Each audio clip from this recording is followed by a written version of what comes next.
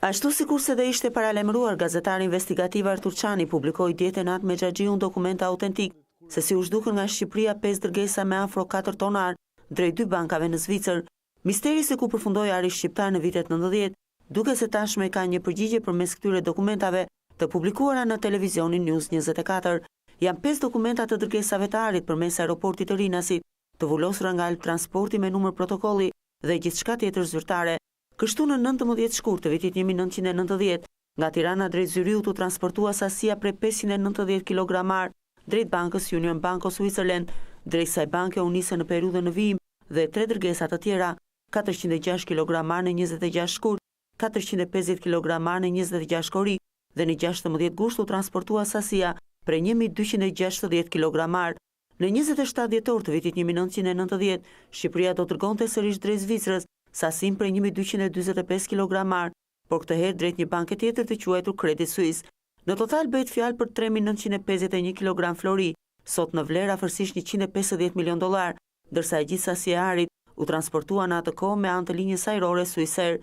Pjesë e dokumentave ekskluzive të publikuara te natë me Xhaxhiun ishte edhe një shkresë nënshkruar nga drejtori i përgjithshëm i Bankës së Shtetit Kyriako Mihali, i 15 shkurtit të vitit 1990, drejtuar agjencisë ajrore. Ajo që të bën përshtypje këtu është që në këtë shkresë nuk shkruhet për çfarë malli bëhet fjalë.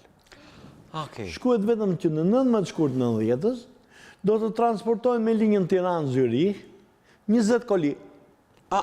Me peshë 590 kg. Në dosjen e disponuar nga gazetari Çani, bëni pjesë dhe faksimile të faturë dërgesave të agjencisë ajrore Swissair, përmes së cilës u bë transporti i arit shqiptar. Gazetari tha se tentoi të kontaktojë me bankat në Zvicër, ku ishte çuar ari shqiptar, por ligjet aty nuk lejojnë në mënyrë kategorike asnjëri edhe informacioni.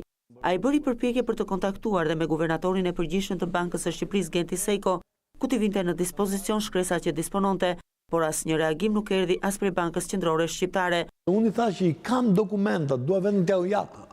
Të më thoni janë të vërteta dhe ku është kjo ar, sepse kjo punë mund të jetë një punë që është zyrtare.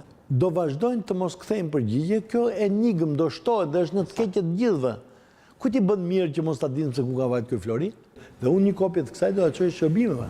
Një kopje gjithashtu do ta çoj prokurorit përgjithshëm.